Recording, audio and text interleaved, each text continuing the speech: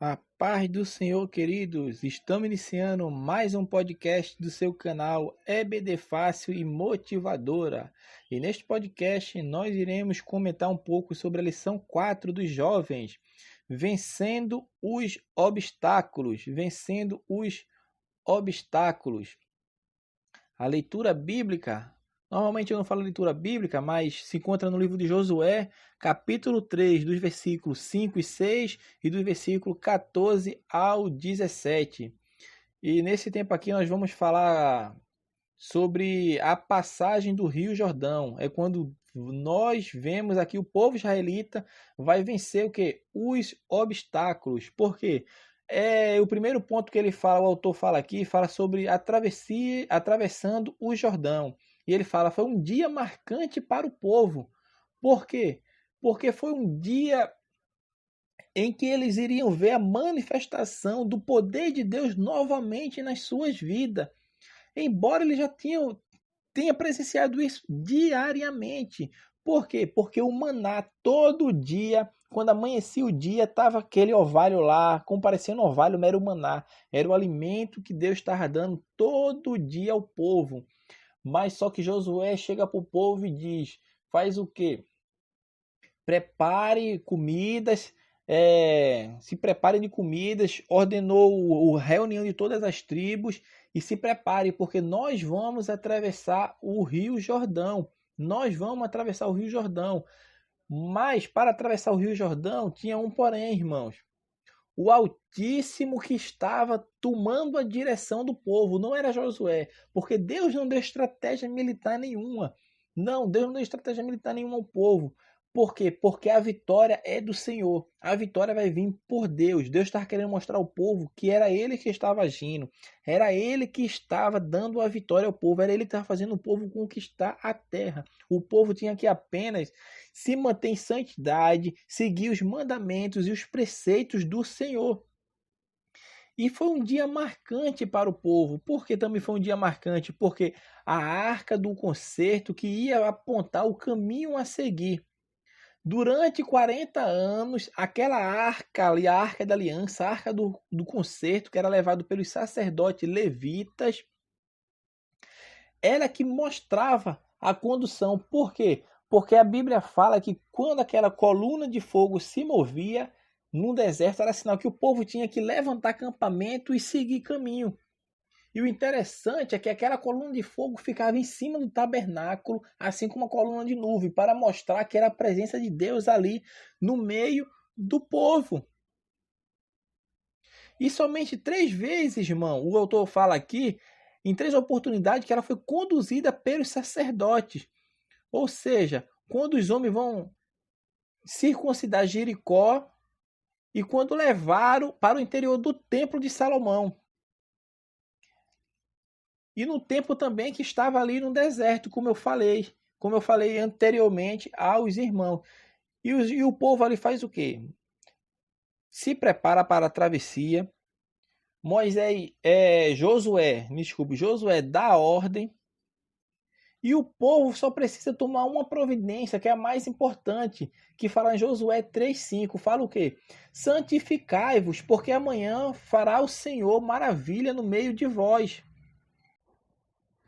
Então, meus amados irmãos, a santificação é algo importantíssimo, desde os princípios, porque o livro de Levítico, quando Deus dá ali mostrando as leis, em nenhum outro livro da Bíblia você vai encontrar mais a palavra santo do que em Levítico, porque Deus fala, sede santo porque eu sou santo. Então a providência mais importante para conquistar o quê? Para conquistar a terra prometida era que o povo tinha que se santificar. O povo tinha que estar com veste santa, em comunhão com Cristo, em comunhão com Cristo. Então, para vencer esses obstáculos, existem algumas dificuldades no caminho, porque Deus às vezes faz as coisas que nós ficamos surpreendidos, porque quando o povo vai tentar, levanta acampamento ali para atravessar o Jordão, assim como Josué tinha mandado, era uma época em que o Jordão estava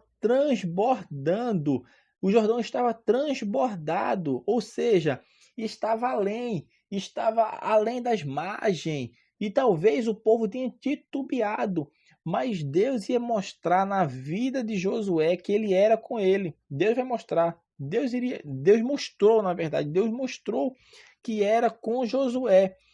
E é uma das grandes provas. Por quê? Porque a primeira grande prova de fé do israelita foi a passagem do Rio Jordão na época de sua maior cheia. Era uma época de maior cheia do Rio Jordão.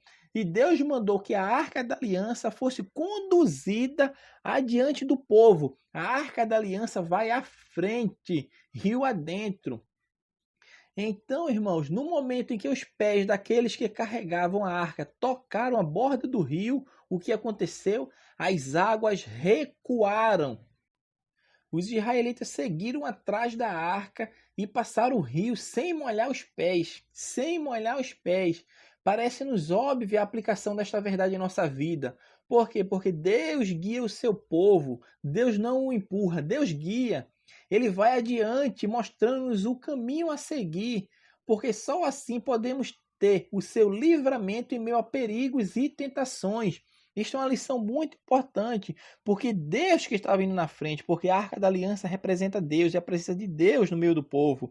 Então Deus vai à frente, Deus vai guiando o seu povo, Deus não vai empurrando, Ele vai adiante, Ele mostra o caminho. Deus está sempre nos mostrando o caminho a seguir. Deus nos mostra isso.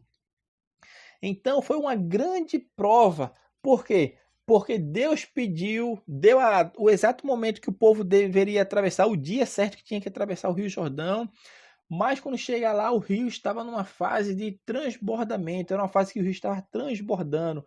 Mas mesmo assim, Deus foi à frente. E a palavra do Senhor fala que quando os sacerdotes colocaram o pé nas margens do rio, nas águas, as águas se retraíram e o Rio Jordão abriu-se, parou-se, aquela água parou de fluir e o povo de Deus atravessou aquele rio em seco, ou seja, então eles chegaram a Canaã no tempo da bênção. Por que no tempo da bênção?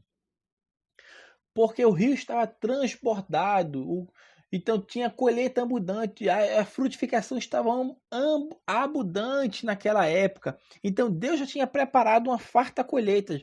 Vocês vão atravessar, vai chegar do outro lado, o maná vai cessar, mas não te preocupa, porque a colheita é farta. O que eu tenho preparado para vocês é fartura. Eu só quero uma coisa, que vós não sejais remisso, como Josué sempre vai falar no livro. Toma posse daquilo que Deus te deu. Foi Deus que deu, Deus que te prometeu, é teu por herança. Mas tão somente começa a batalha, começa a luta, começa a expulsar o povo, porque aquela terra pertence a vós. Então o povo atravessa o rio, chega lá do outro lado, é um momento de bênção.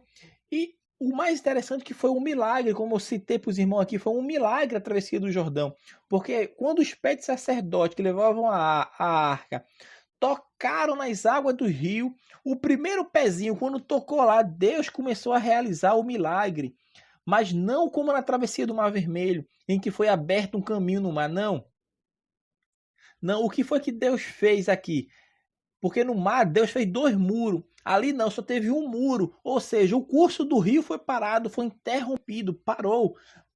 Só teve uma parede, parou tudo. Agora imagine para onde aquele rio não ia. Para onde aquele rio não ia. E com certeza era Deus já trabalhando para mostrar que estava levando o povo à terra que lhe pertence. Porque se o fluxo do rio parou, teve muitos lugares abaixo do rio que a água parou, a água cessou. E muita gente com certeza começou a perguntar: o que será que aconteceu? O rio secou? O que aconteceu? E aquela dúvida, com certeza, eu não tenho dúvida, meus irmãos, que em dias após vieram aos seus conhecimentos que foi Deus que parou o rio para o povo dele atravessar o rio em seco.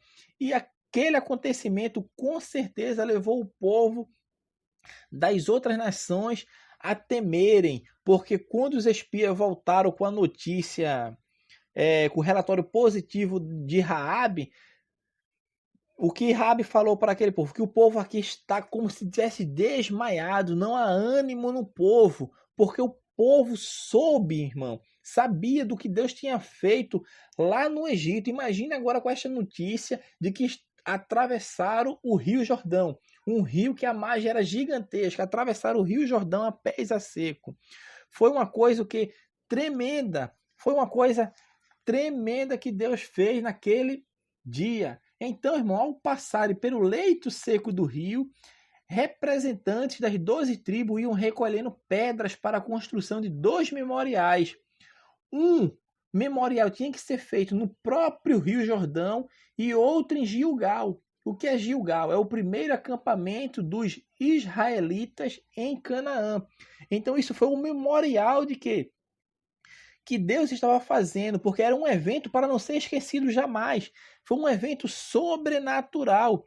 E Deus deu ordem a Josué e eles fizeram assim, o fizeram, porque Deus falou para que chamasse um homem de cada tribo, a fim de que tornasse uma pedra, tomasse uma pedra do leite do rio, e erigisse um memorial aonde? Em Gilgal, e o outro aonde? No meio do rio, no meio do rio.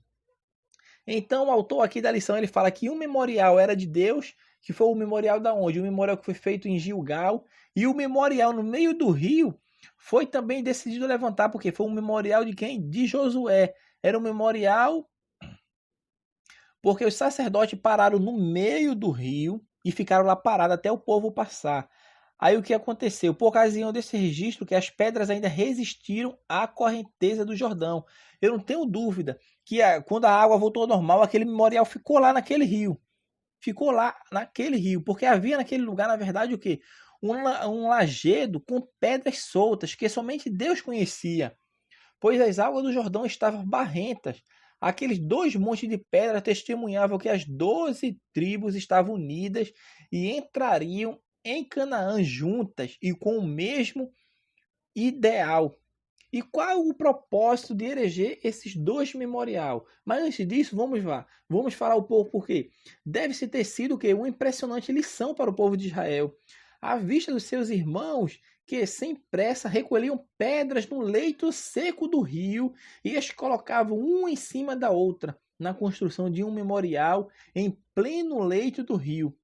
Aí, quando pouco depois as águas do rio voltaram ao seu devido lugar, cobrindo completamente aquele memorial, os israelitas bem sabiam que se não fosse o poder e a graça do Deus vivo, lá estariam submersas as 12 tribos de Israel, em vez das 12 pedras. As 12 pedras estavam simbolizando ali as 12 tribos de Israel. Por quê? Porque estava mostrando ali, se não fosse a mão de Deus na vida deles, aquele rio ia fazer isso com o povo. Aquelas 12 pedras que representavam as 12 tribos, agora estavam completamente submersas por água. E assim Deus deu livramento ao povo de Deus. Deus deu. Deus deu. Amém? E o outro memorial, que é o memorial de pedras, que foi construído em Gilgal, serviu, pois, do que? De perpétua lembrança do poder de Deus, inspirando os exércitos israelitas em batalhas futuras, lançadas a partir daquele local, base da conquista de Canaã.